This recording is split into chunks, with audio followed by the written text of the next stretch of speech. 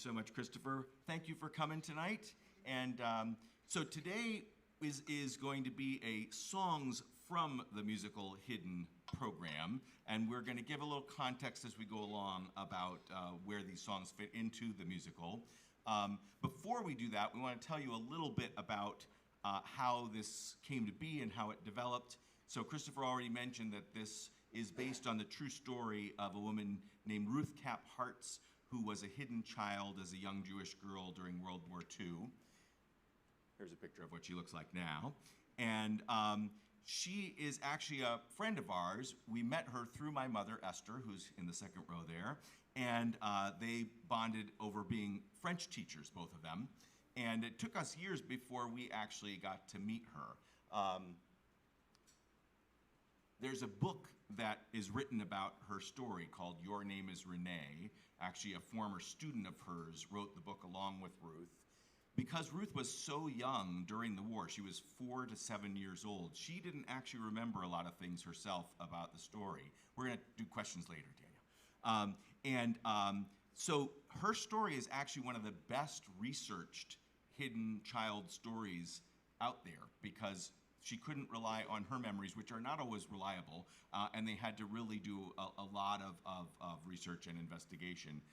You see a picture of Ruth and her parents. Now, we had originally thought that we would write our musical based on this book, but we decided instead to base it on first-person interviews with Ruth and with some of the descendants of the rescuers.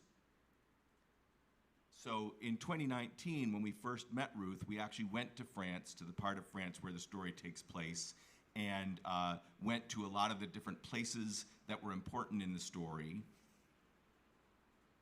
And we met one person who was actually alive during the time of these events, who is Lucette, that you see on the screen there. She was in her 90s.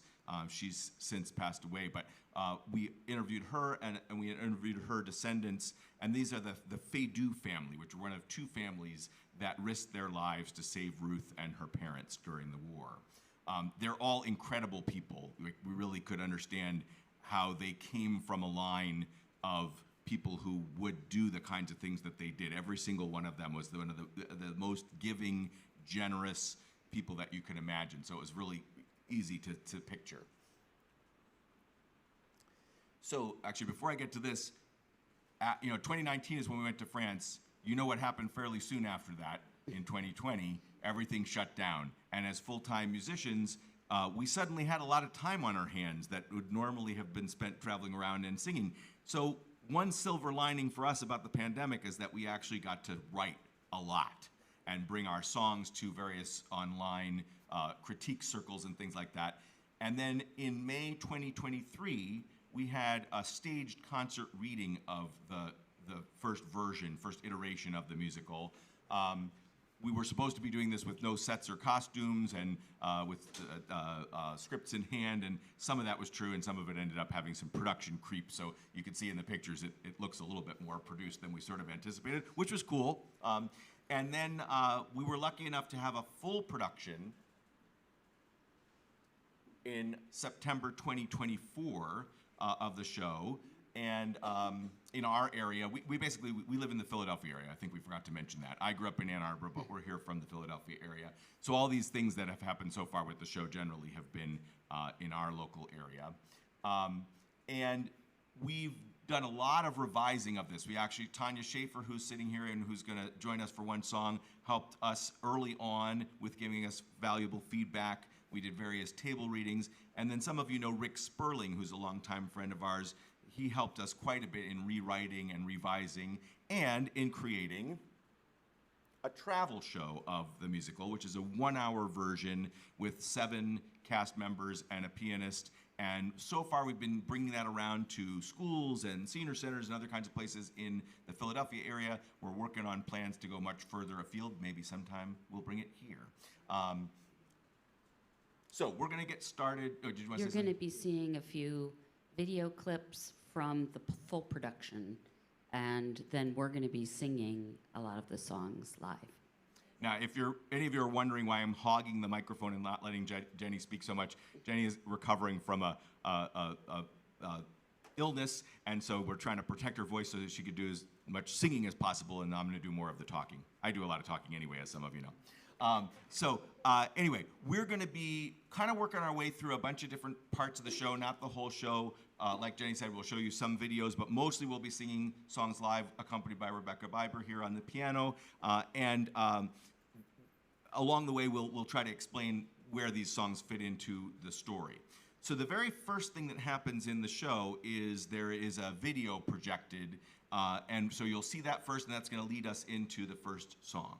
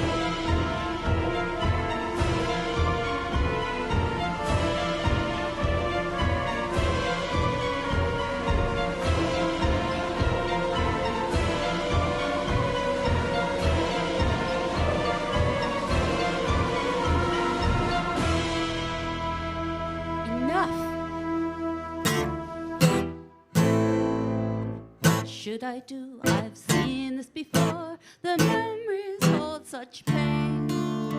I cannot just close my eyes, 'cause it's happening again.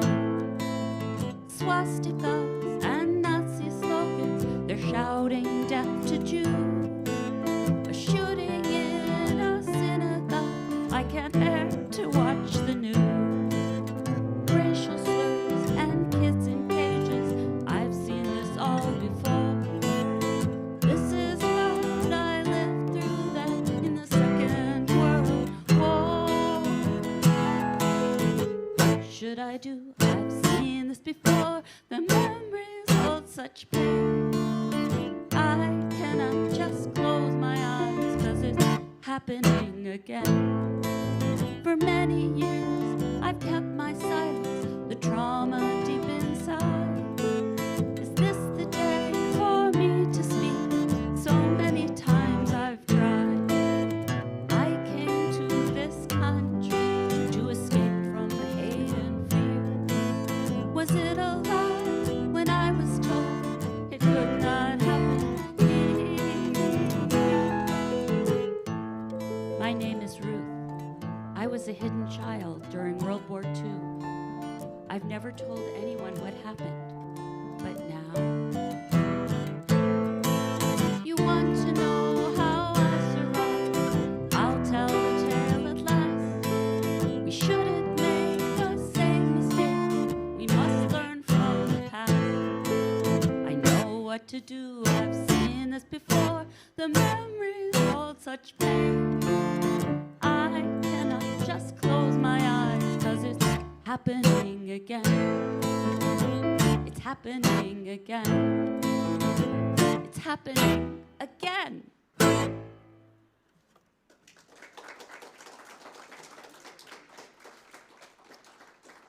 All right, so you know that the book is called Your Name is Renee, and Ruth was a name that sounded too Jewish. So Ruth was made to change her name as this little girl to a more French-sounding name of Renee.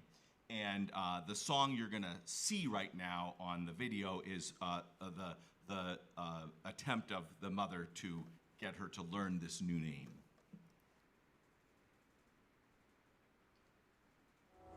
Mon petit chou, I have just signed you up for school. Are you excited? Oui. I'm going to school. I'm going to school. Yay, school. Yay, school. Ruth, come here and sit down. I have something to say to you. Oui, maman. School. Ruth, sit still. This is very important. Okay, Yes, I have an idea. Let's play a game. We'll start with your name. What about my name?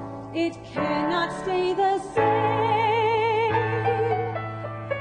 Repeat after me. My name is Renee.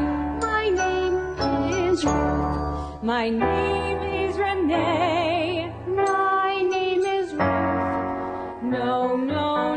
Try again after me. My name is Renee. Your name is Renee. No, my name is Renee. Your name is Renee. No. You have to get it right. Let's not get in a fight. Now say it after me. My name is Renee. But my name is not Renee. My name is Ruth. I know that's the truth, but you'll have to learn to say my name is Renee. But why, Mama? I don't want to scare you, but you'll have to be aware. You need to take care to écoute ta mère. Why, Mama? Oh dear, oh my dear, it is becoming quite clear that I must instill fear so that you will hear. Why, Mama? It will cause you alarm that there are those who wish us harm. Please don't ask me why, for that will make me cry. Don't cry, Mama. I will try to be good and do what I should. It is a good thing you are so cute. Once again after me, my name is Renee. My name is Renee. Again, my name is Renee. My name is Renee. That's right. You are so bright. Although in truth your name is Ruth, don't forget to say my name is Renee.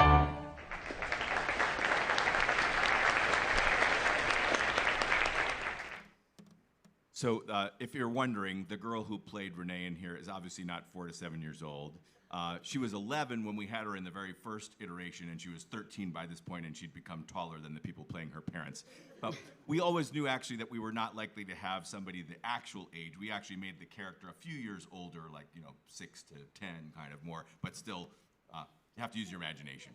All right, so in another scene, there's a reunion of a family, of the Uncle Heinrich and Aunt Sophie and a cousin, and gets into some of how the family had originally been in Germany and had to leave, and they'd actually, this is not in the show, but we were just discussing this with some people in the lobby, they had to, they came to France hoping to come to the U.S., but by that point, the U.S. was not accepting more Jews, and so they were stuck in France when France was invaded by the Nazis. Anyway, at the end of this scene, there's a Sabbath prayer-like kind of a song where the family sings together again. And they started out in Paris, and then they moved to Toulouse once Paris was invaded. So they moved quite a bit during this time. So at this point, they're in Toulouse.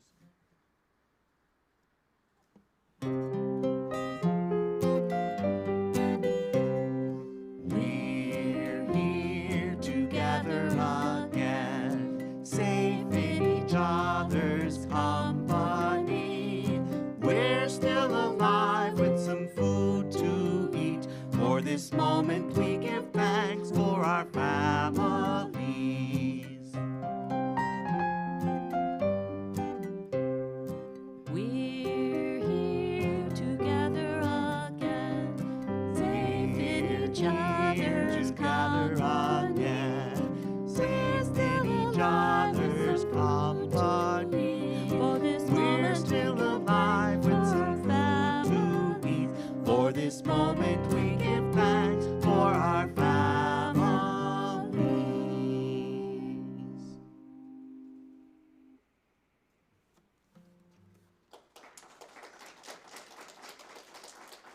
And just for your information, that song's actually a 4-part round, but there's only 2 of us, and we didn't have time to teach Tanya another part. So, all right. So, as Jenny mentioned, at this point they're in Toulouse. They get a warning that they have to leave Toulouse because they're on a list of Jews to be rounded up. So they go to the train station, and that's where we're going to pick things up with watching that on the video.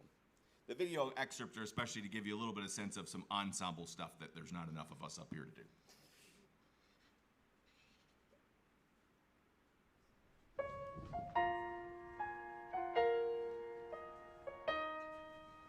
Le train à destination d'Albi partira dans 5 minutes. Train leaving for Albi in 5 minutes. Crowded in here. Come on, the line is over there. We have to wait a minute. We have to wait for Heinrich. We cannot go yet. No, we have to stay together. We are getting on this train right now. A few more minutes, he'll be here. Where are we going? Shouldn't we have more clothes with us? We're going somewhere safe. This is the last train out, so we didn't have time to pack, but I have our candlesticks and some photos in the bag. Don't worry, our new friends will have some nice new clothes for us. Isn't that exciting? You'll get some new things to wear. We have to go now, if not for us, for Renee. All right. Heinrich will catch the train tomorrow. I almost felt like a small piece of luggage being dragged from place to place. Nobody told me where we were going or why. And I didn't understand how difficult it must have been for my papa to leave his brother behind.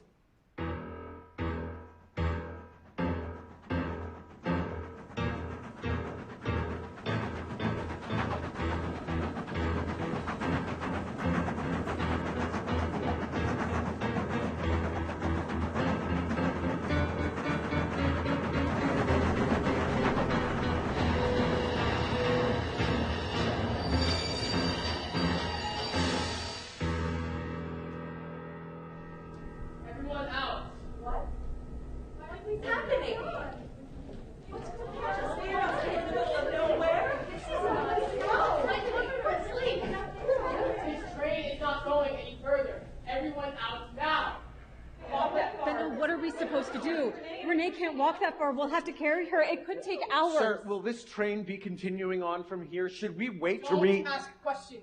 Get out and walk. There will be no more trains to Albi tonight.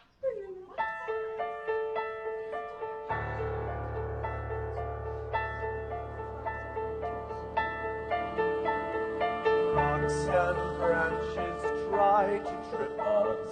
Darkness, darkness all around. Creatures moving overhead. Darkness, darkness pressing down. I can't see my destination. Would it be around that bend? I can't see the world. Will this darkness ever end? Fear is creeping on. Chokes my breath and weighs me down. Thinking of darkness suffocates me. Silence makes the loudest sound. What was that noise out there in the dark? Did I hear footsteps or the beat of my heart? The snap of a twig or the crack of a gun? My eyes playing tricks, I'm sure it was no one. Leaving sleep, no time for sleep. Torn between despair and hope. How much further can we make it? Could it be beyond that slope?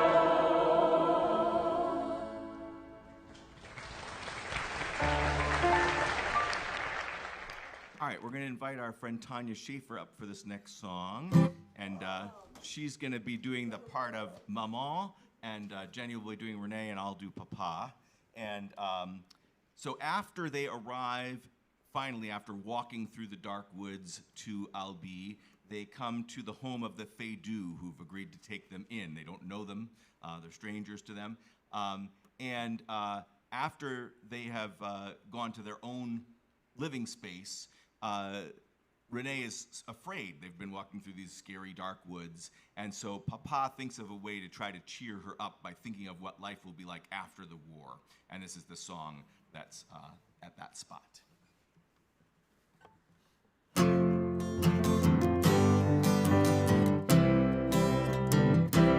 After the war, I'll walk proudly down the street, greet everyone I meet, wearing new shoes on my feet, and the roses will smell so sweet. When this is done, we will be free.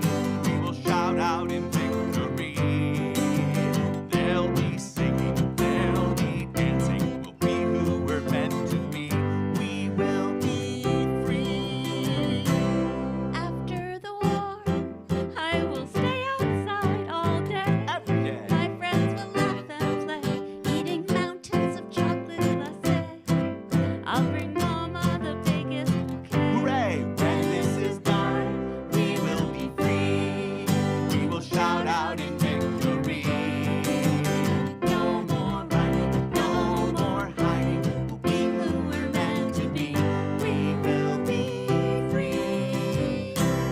After the war, our new home will look so bright. Yes, Lissy. With challah and candlelight, fancy dresses that fit just right.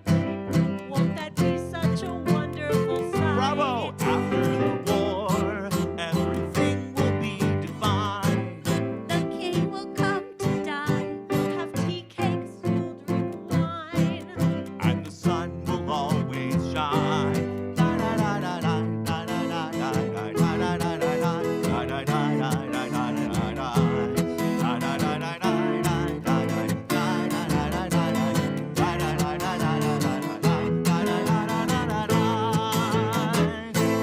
When this is done, we will be free. We will shout out in victory. No more running, no more hiding. We'll be who we're meant to be. We will be free.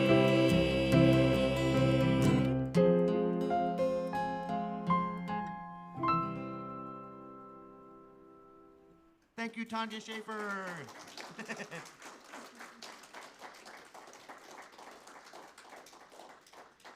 By the way, we know Tanya from college. Known each other for a long, long time. All right, so the Feydeau family, risked their lives to save Ruth and her parents.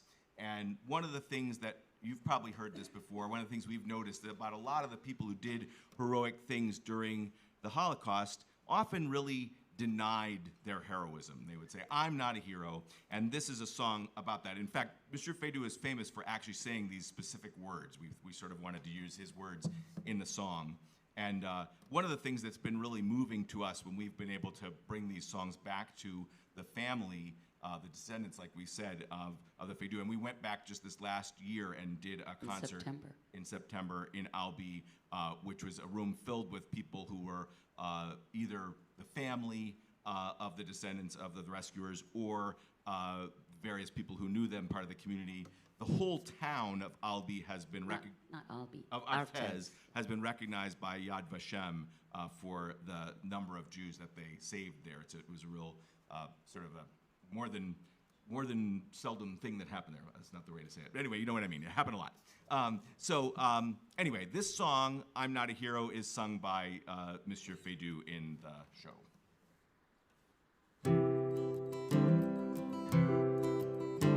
You ask me why I do this, why I take your family in. How can I risk my safety and the lives of my own kin? The answer is really quite simple. There's no other way I can be. No one can truly taste freedom until every person is free. I'm not a hero, don't call me a hero. When someone needs help, you help them. I'm not a hero,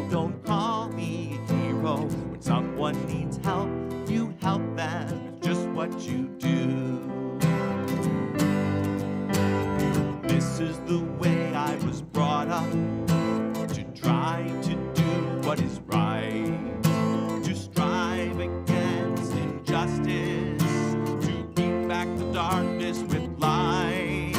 And now I teach my own children to follow our family way, to help the suffering stranger and help build a brighter day. I'm not a hero, don't call me a hero. When someone needs help, you help them. I'm not a hero, don't call me a hero. When someone needs help, you help them. It's just what you do.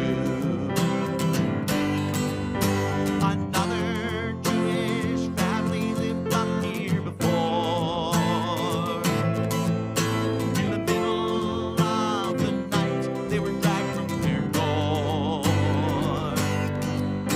There was nothing I could do to save them, and I swore I would never stand aside and let that happen again. You ask me about other people who don't share the same point of view. They won't offer shelter to strangers. They don't take the risks that we do. Well, I won't waggle my finger or saddle my neighbors with blame. We all have to make our own choices and live with our own private shame. I'm not a hero, don't call me a hero. When someone needs help, you help them. I'm not a hero, don't call me a hero. When someone needs help, you help them. It's just what you do.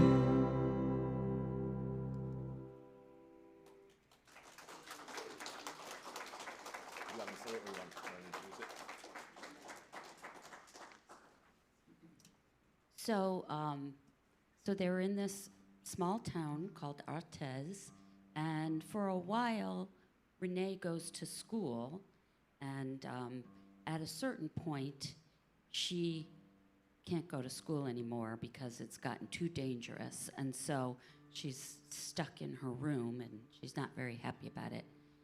I will just say also that one of the daughters of the Feydeau gave Renee a little doll, and that is basically her main companion for a lot of this time. So anyway, so I'm going to sing a song called Little Bird that's sung by Renee.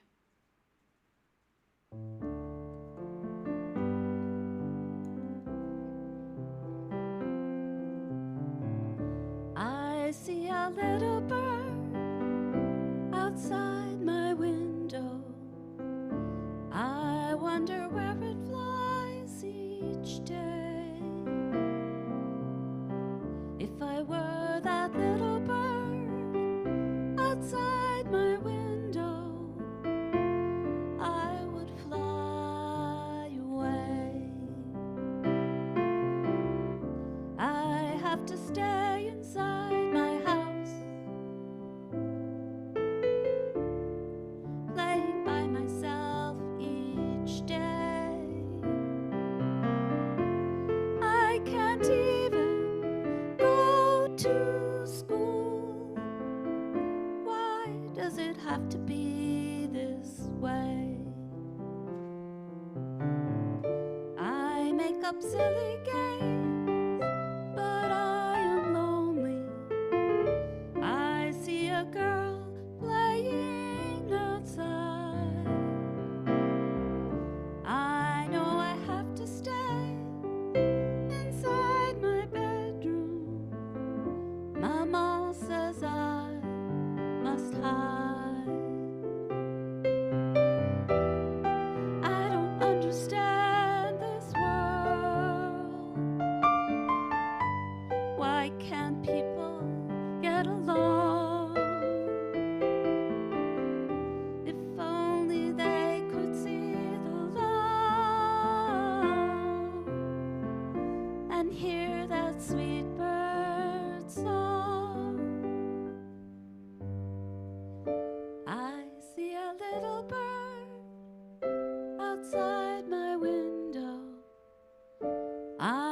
wonder where it flies each day.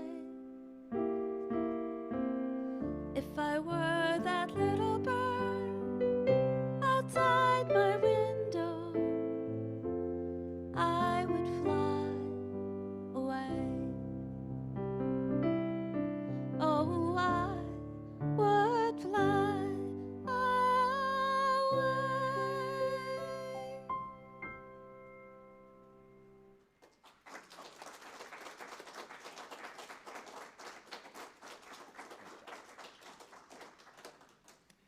All right, so at a certain point, things keep getting worse. And at a certain point, the family has to move from the Feydeau to the basement of another family, the Vala. And, but even that is starting to become too dangerous. And so at a certain point, Papa decides that they really need to, for her own safety, to send Renee away to a Catholic orphanage in Sorèze. That's about now an hour and a half drive. I don't know how long it would have taken back then. But we went there, so I know it was an hour and a half today. So the song where Papa is trying to convince Mama that they need to do this is called The Danger, and that's the one we're going to attempt for you now.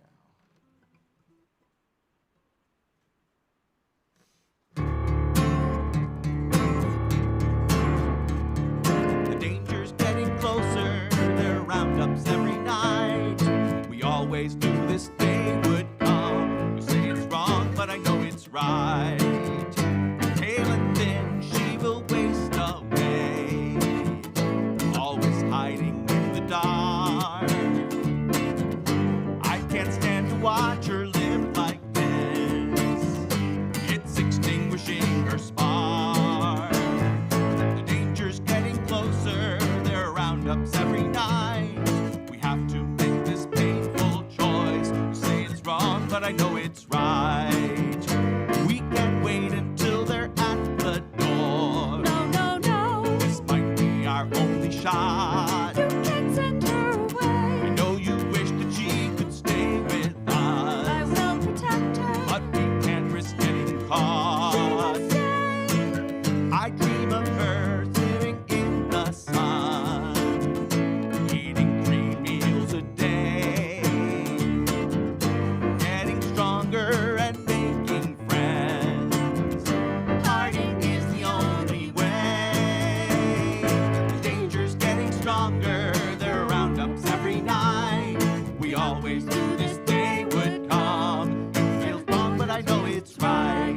We have to send our girl away. It feels wrong, but I know it's right.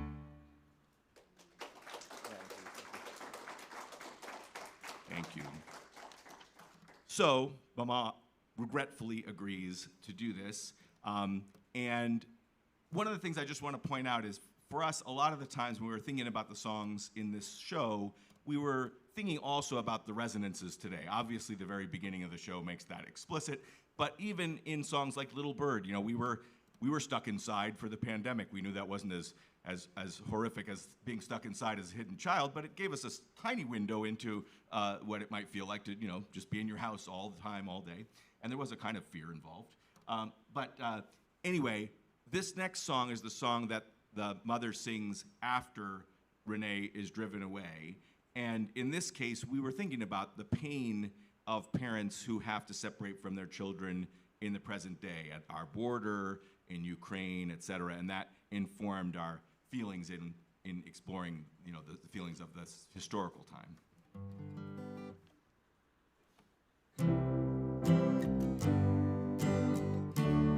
Actually, hold on one second, let me just tune. You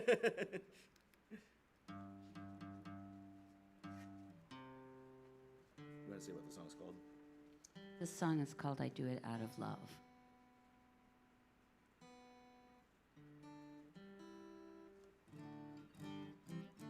Okay, I think that'll be better.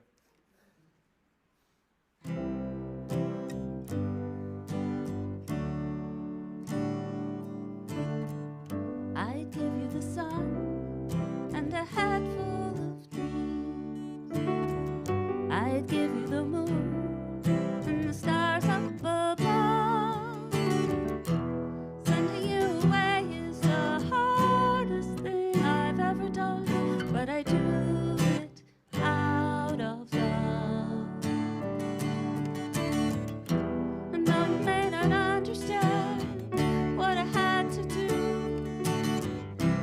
have to stay strong inside and know that I'm with you. I know I have to stop these thoughts, banish them from my mind. But what if everything goes wrong? This haunts me all the time.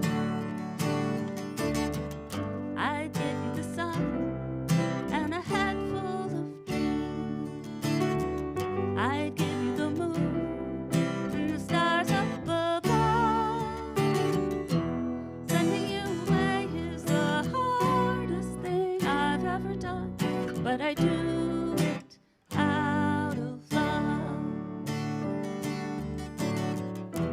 Sending you away from me is the safest thing to do.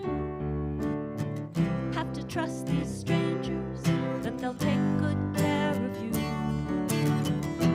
Keep the hope inside my heart that we can be together again. I'll hold you in my arms so tight, my love will never end. I couldn't imagine it would come down to this. Have to believe we will prevail. I'm feeling like this darkness keeps holding me down, but I know we cannot fail. I'd give you the sun and a head full of dreams. I'd give you the moon and the stars up above. Sending you away is the hardest thing I've ever done, but I do it out of love. I give you the sun and a head full of dreams. I give you the moon and the stars up above. Sending you away is the hardest thing I've ever done, but I do it out of love. Yes, I do it out of love.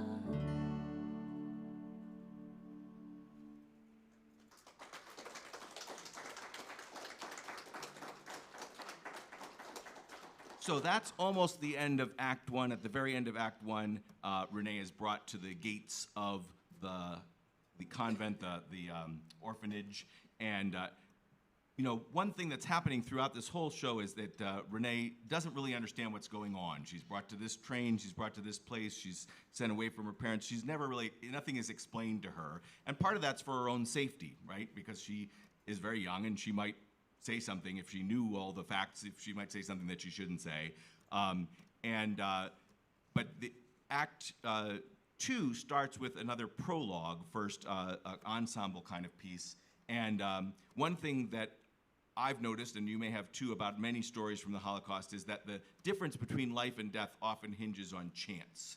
You turned right instead of left, and that made the difference between life or death. And so this song represents that. It's a song called Narrow Misses.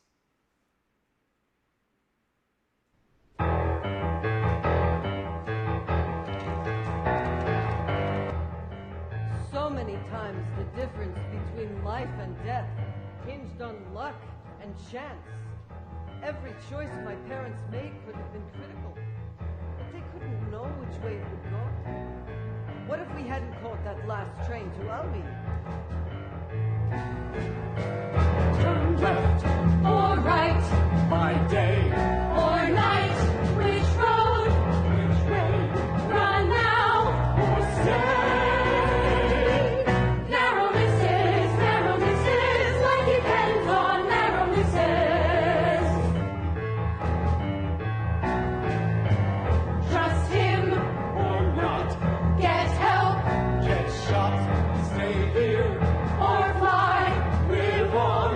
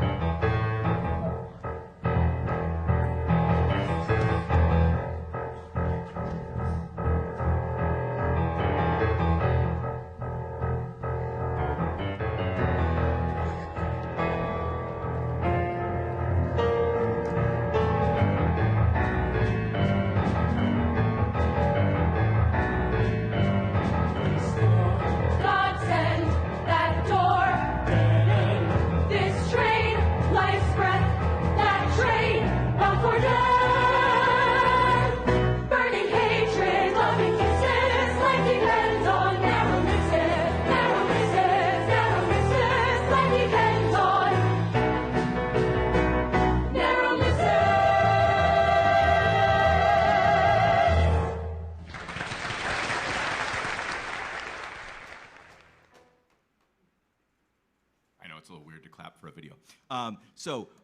One more song from a video now, and there will be one last one after this later on. But this is a song that's sung when Renee is in the Catholic orphanage and doesn't really understand what's going on, why she's there. She keeps being told by the nuns that her parents are dead. She doesn't know whether to believe them. It's a really awful time for her, among other awful times. This song weaves in plain chant, what people used to call Gregorian chant, Kyrie, in with the music that we created.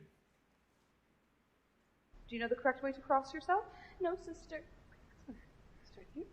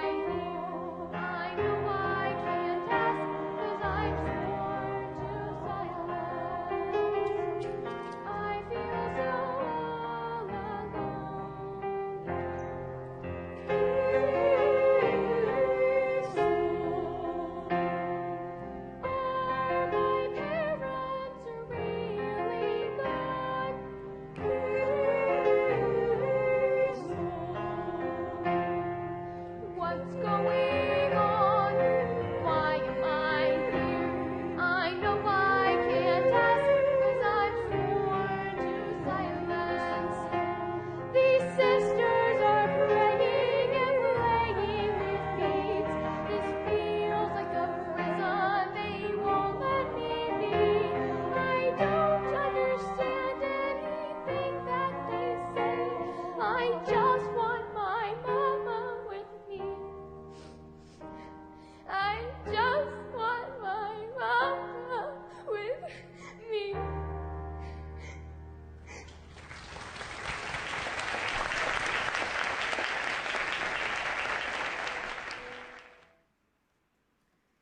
So in this convent, there were only a few Jewish children there, and nobody else knew that they were Jewish. Only the Mother Superior knew that.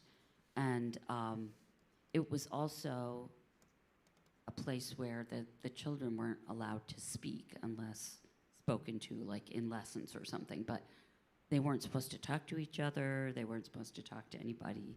So there was a lot of stuff around silence. So we wrote this song called Silence.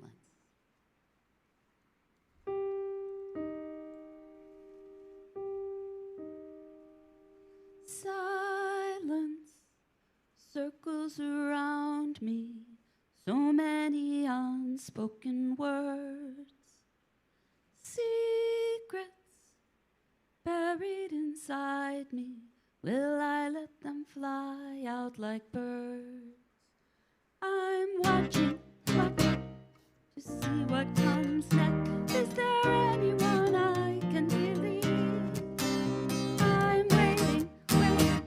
I keep my lips sealed. I feel like I can't even breathe. Silence circles around me, so many unspoken words, secrets buried inside me. Will I let them fly out like birds? I'm lonely, lonely, like one single stone, trapped in a deepening well. All these faces, but does any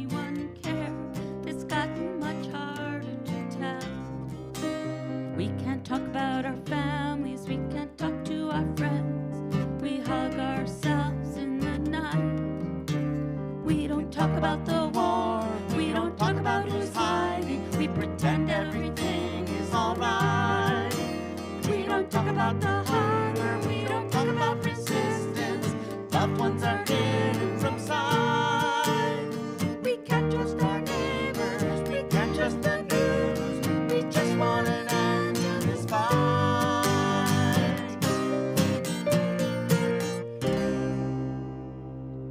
Silence circles around me. So many unspoken words. Secrets buried inside me. Will I let them fly out like birds?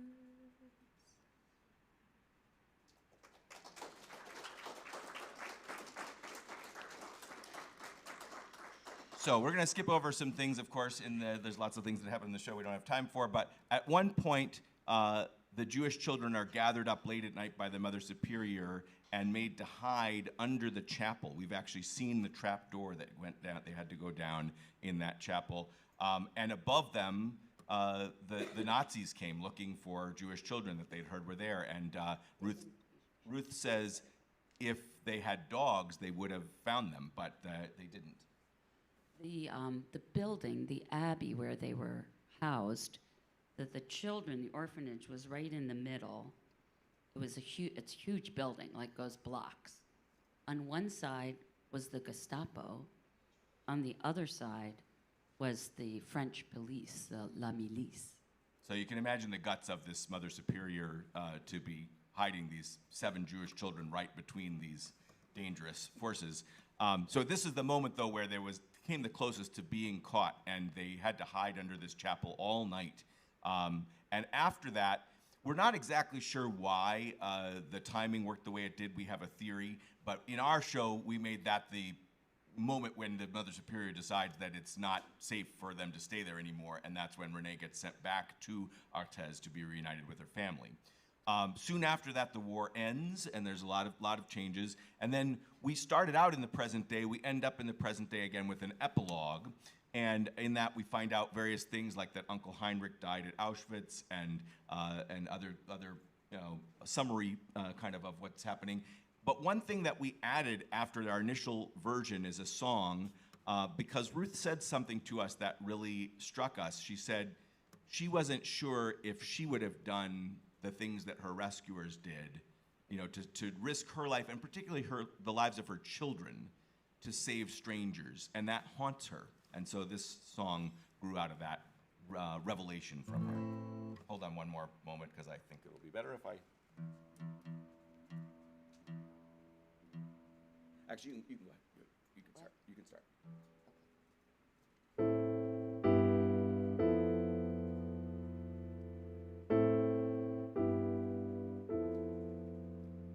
It haunts me to this day. I don't know if I'd risk my life as others did for me. It haunts me to this day. Would I risk my children's life to save another family? I am here today because my family was saved. Our rescuers were selfless, our rescuers were brave. Now I feel compelled to keep alive this flame. If I don't pay this debt, how can I bear the shame? It haunts me to this day.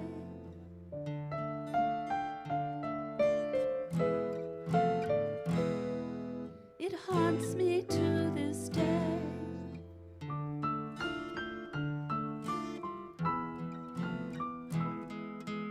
I am here today because my family was saved. Our rescuers were selfless, our rescuers were brave. Now I feel the weight of responsibility to do all that I can to honor their legacy. It haunts me to this day. Would I be a hero? Could I be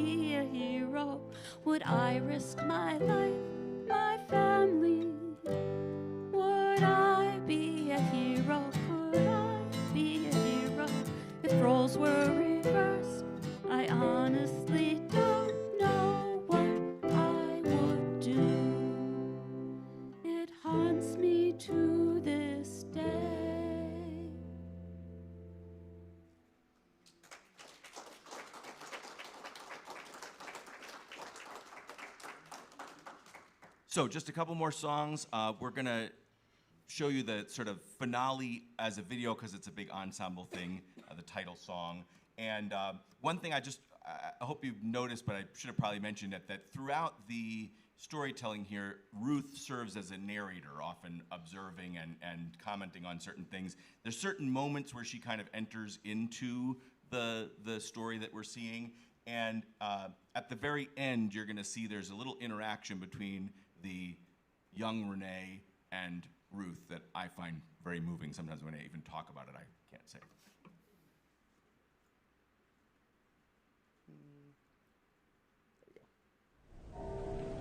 I'm in the grocery store and I see a mischievous little girl, and she reminds me of the way I used to be. And I smile at her and I wave and I make a funny face. And her parents, they grab her by the arm and they chastise her in Spanish and they bustle her away. And I can feel their fear. And I wonder if this family is forced to hide the way we were forced to hide. And I know that for anyone who still has to hide who they are, I know that my story can no longer be hidden. Sometimes I cry deep inside. I knew who I was inside. To this day I know it. I had to hide who I was. Keep it inside who I was. Wasn't safe to show it. I had to hide my true self. Keep it inside of myself. I knew it was forbidden.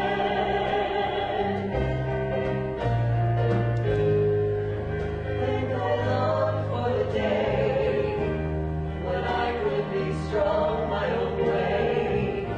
No longer would I have to stay hidden.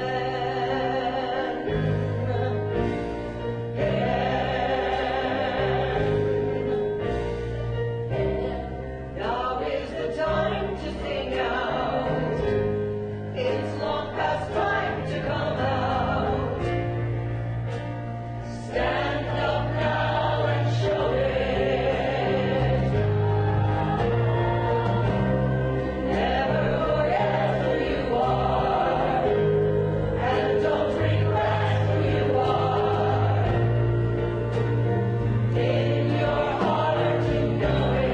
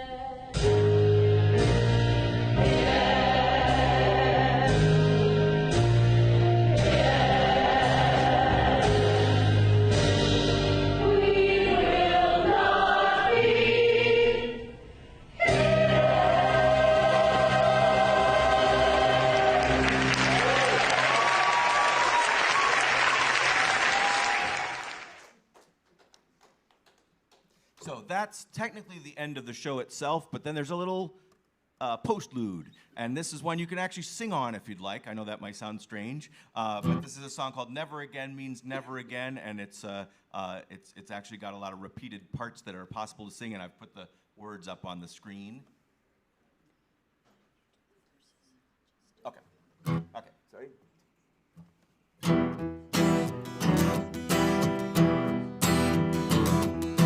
Never again means never. No, not ever again. Not again. No, no, not ever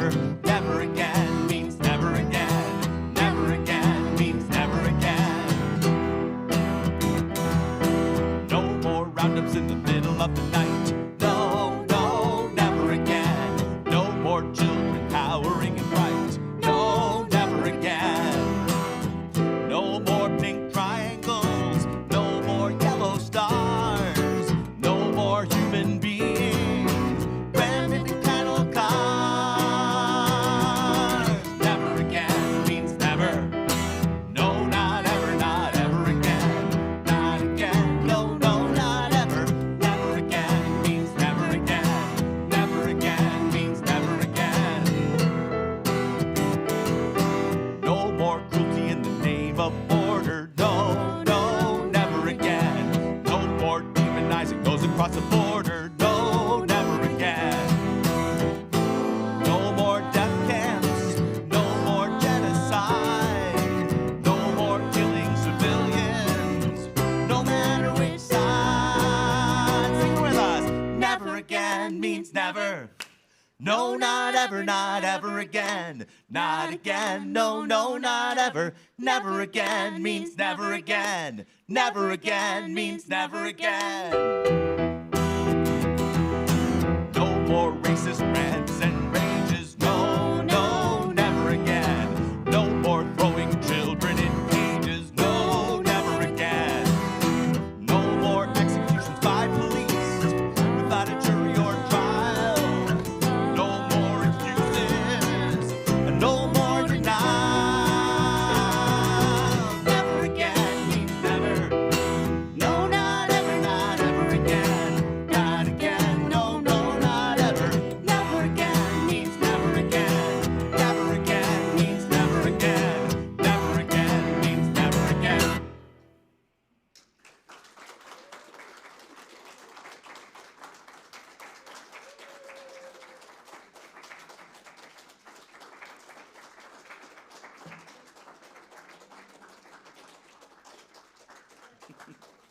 Once again, Rebecca Biber on piano with one rehearsal, and Tanya Schaefer. Thank you so much.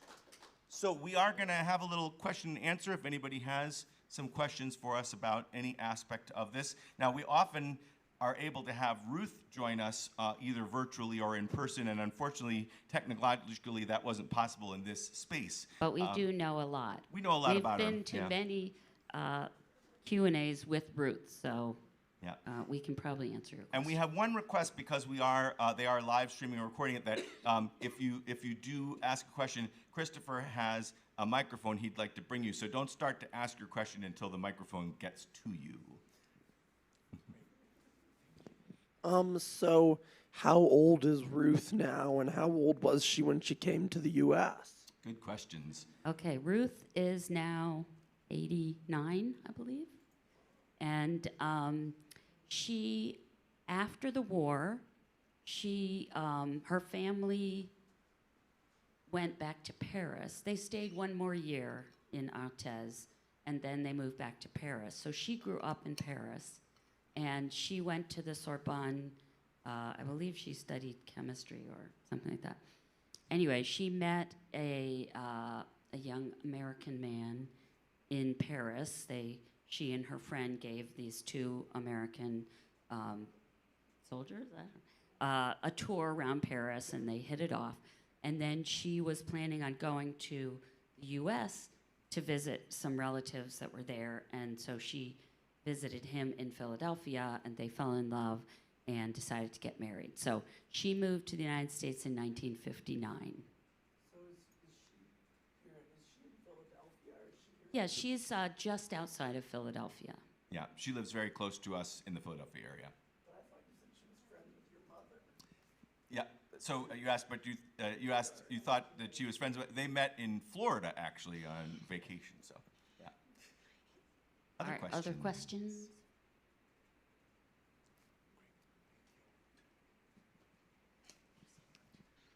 I assume you've had a chance to talk with Ruth about this, but my question is, how does she feel about the telling of her story? How interested was she and able was she before she met you? And how does she feel about Hidden? Well, she's been incredibly supportive all along the way. She likes to tell it that when we asked her if it was okay for us to write a musical about her life, that she fell out of her chair. She didn't actually, but maybe she felt like she was. Yeah, but she's been incredibly supportive all along the way. We were very careful to explain to her that we were going to change some things and not make everything literally the facts. And although she agreed originally with that idea, I was always afraid when we did something that she wouldn't be comfortable with it. And there's really never been a time that she wasn't on board with what we did. The hardest one, when we had them hide under the chapel in the show, No, I'm sorry, not then. Before that part, there's a place where she gets into an escalating conflict with a mean nun, and she blurts out that she's Jewish. And that never happened. And she's very proud, understandably, of the fact that she never, even as this very little girl, revealed her Jewish identity. But we really felt, and Rick Sperling also encouraged us, that that really ratcheted up the drama to have that happen. And it sort of leads to the Nazis looking for them because of this revelation. So it all kind of made more dramatic sense. So I was terrified that this thing we felt like was really important for the dramatic, effectiveness of our storytelling, that she would say, you absolutely cannot do that. And interestingly, it was Barry, her present partner, who was the one who was the most upset about it on her behalf. And she was actually seemed okay with it. So, and I will just say also, her support has really been helpful in actually prodding us along when we were writing it, especially anytime somebody she knew died, she would call us up and she'd say, how long is it going to take for you to finish this show? And another example of how on board she is that she comes to as many of the performances as she can, and she's usually available for question and answer. So it's interesting. You might think it would be like too painful for her, but she goes and speaks all over the place, and so she tells her story a lot. For years and years, she didn't tell her story. So that's one thing that you find out in the epilogue, actually, that she kept her story hidden for years. Her children didn't know it. And what really inspired her finally start telling the story was Holocaust deniers. When she started hearing people say that what happened to her and worse things that happened to other people didn't happen, she was like, I can't stay silent anymore. So that was really the impetus for her to tell her story. And I will also say that she has been so supportive. She helps us get more places to perform. And I think that the very first time when she saw the first staged reading that we did,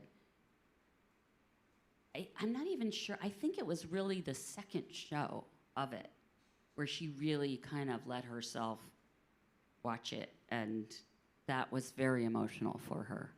And probably also the first time that she saw the full show. So. But now she's seen it many times, and she's heard the songs many times, so she's more used to it. She likes to tell us that we've changed her life, and we say back to her, well, you've changed ours too. Do we have any other questions? Thank you.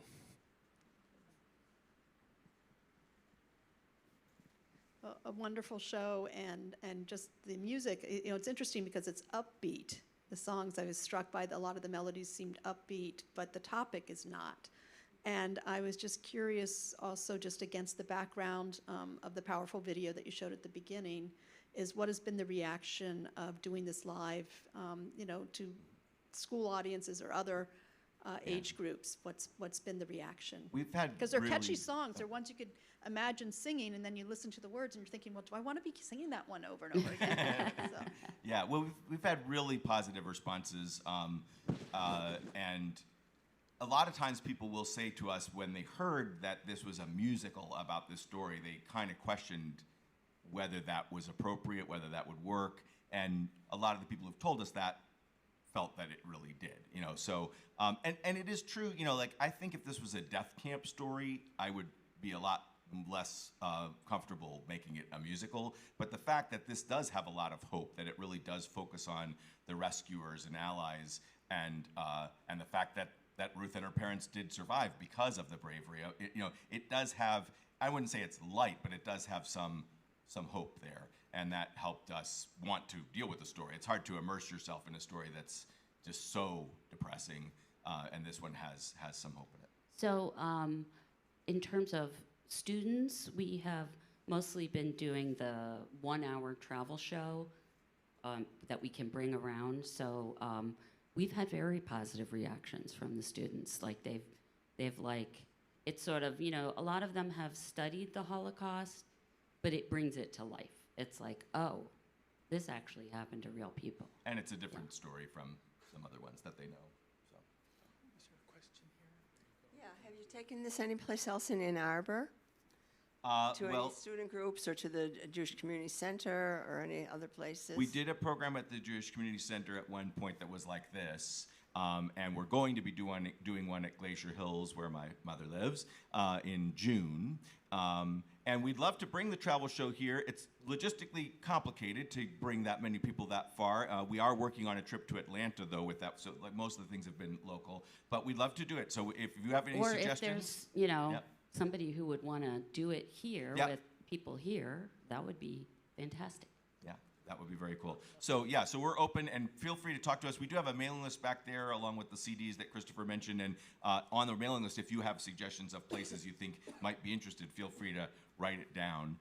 For the first time in our lives, we've actually hired a booking person recently, and we've always done our own booking for Two of a Kind, so I'm really excited about delegating that a little bit. And so we have a young woman who's recently graduated from Oberlin and who is working on that for us, so that's a big step for us. Oh, we've got enough. Thank you, and thank you so much for this production. I'm just wondering, and maybe there's not an answer to this, how does Ruth cope with the idea that she might have not been a hero? And that's probably a question for a lot of us, if not all of us. But does she talk about, has she been able to come to some resolution of that, or is that the unanswerable question? I mean, I feel like it's an unanswerable question, but she revealed it to us, which I thought was very brave. And then when she's talked about that song being added, I always worry that she's going to be like, you know, why are you torturing me with this? But she actually kind of jokes about it a little bit. Like, I have to be careful what I tell David and Jenny because they're going to write another song. She has a really, you know, incredible spirit, and you know, when people ask her questions like, how can we keep hope alive with what's going on now? She's like, we don't have a choice. We have to keep hope alive. You know, that otherwise they win. You know, so you know, she's really inspiring, and that's, you know, that doesn't totally get to your question, but you know, I don't know how she quite deals with it, but she does seem to be managing and okay with it. I also want to say, the first time that we went to France, we did a concert of songs. We hadn't written the songs for the musical yet, but there were 4 hidden children that were there together. They got some kind of honor, I think. And this one guy spoke. Now, it was all in French. I didn't understand all of it. I have some French, but not that good. And apparently, one of the things that he talked about was that. So I think there's a lot of survivors who have felt that way. You know, like, these people risked their lives for me, and I don't know if I would do that, but thank you. You know, there's a lot of gratefulness. There's also been some issues with hidden children being considered survivors because they didn't go through the death camp experience, and so there can be some guilt, survivor's guilt that way too. Wonderful show, loved it. Could you talk a little bit about the creative process, how you chose the music, or which music you created, and the lyrics and the music, and how it fit into the story? Right. Well, one thing you may have noticed, we weren't really aiming for trying to do a Fiddler on the Roof, you know, like making the music sound particularly period or I mean, we have some touches of Jewish and French cafe, but it's really like pretty, you know, small in the grand scheme. We were really thinking each time we approach a song of what fit the dramatic needs of that moment. So hopefully that works for people. I'm sure, you know, everybody has their different opinions, but you know, so it's pretty varied, and some of it's very contemporary sounding, and some of it is not. But it was very much thinking of what felt right for us for that particular spot in the story. Sometimes we each like wrote songs, and you know, then we would get together and share them with each other. Sometimes we wrote songs together. We kind of outlined the story and tried to figure out, you know, what would be good places for songs. And part of the thing about musical theater is, and people have said this a lot to us, you know, the singing is like the person can't say, there's so much emotion they can't say it, so they have to sing it, you know, like that kind of a thing. So that's not always the case, but certainly we tried to think of it that way as well. And, you know, there were times when I would approach starting to write a song where I would be afraid I wasn't up to it. Like, I don't know if I have this in me. And there was, again, something so inspiring to us about Ruth and about her story that every time it just sort of came. Like, you know, it was one of the easier processes. Not that we didn't labor over things and change things over and over and over, but the inspiration was there. So it felt really good. It got our creative juices going. And we've found that because of our lives, and we're, you know, like a lot of you, I'm sure, very busy with all kinds of things, that it was really helpful. A couple times we went away. One of the times was during the shutdown, so we were very much sequestered in our away place. But we went away for a week, once to rural Pennsylvania, once to the Finger Lakes, and just had nothing to do really but write and talk about it with each other. And we just found that concentrated time to be incredibly important. And we didn't get any kind of special residency where somebody was putting us up or paying for it. We just did it, but it was really necessary and helpful. All right, maybe the last question, I think. Yep. We should probably wrap it up. Have you had any underwriters, any sponsors who have helped with the financial aspects of this? Well, we've done a lot of fundraising, yeah. Yeah. We got a big grant from the state of Pennsylvania that was thanks to Ruth's connection with her state senator to help the travel show get going. So that enables us to, like, you know, pay people and buy technical stuff, and, you know, that was really, really, really helpful. And then we've done a few fundraisers. Quite a few people in the room have donated, actually, to support this. And my mother and Ruth's son and daughter have all been incredibly generous donors. But yeah, it's been a lot of people. We just did a crowdfunding campaign recently where we had about 100 people donate, anywhere from small amounts to very large amounts. So I think what's been really rewarding is that a lot of people see the same thing that we do, that this story has, unfortunately, more and more relevance every day, you know, and you saw some little hints of that, but you know, the full show has more of it too. But I mean, I'm sure some of you have seen, you know, somewhere in America, a Latina Anne Frank is hiding in someone's attic right now. Well, and of course, there's been so much more anti-Semitism out there, so that, you know, it's so many, it touches on so many different topics, but that I never thought would be quite as, you know, bad as it currently is. So the rise of fascism, the treatment of immigrants, the demonization of others, you know, all those kinds of things. And one of our directors is somebody who's non-binary, and they immediately saw the relevance in terms of the song "Hidden," for instance. That, you know, we wrote that song. You didn't hear the first version of it that happens earlier in the show, but we wrote that song intentionally, making it so that if it was taken out of the context of the show, it could mean having to hide your identity for a whole bunch of other reasons in order to stay safe, which unfortunately is true of many people. So I feel like we should probably wrap things up, but we want to thank you so much for being here, and also for all of your wonderful questions. And like I said, we do have a professionally recorded soundtrack that we did of all the songs from the full show that's available back there if you want it. And we put out a few CDs of our own, two-of-a-kind ones that are for adults, but we mostly have a lot of CDs for kids. And we have a mailing list you can sign up on. If you're not already on it, please do sign up on there. And please talk to us, too, if you have thoughts or questions or ideas. So thank you again, Christopher, for having us today. Yeah, David and Jenny, Rebecca and Tanya, thank you so much for coming to the library. And we do have a website, hiddenthemusical.com, and there is a way to donate on there, and there are tax-deductible ways to donate. So just putting that out there. Thank you. Thank you.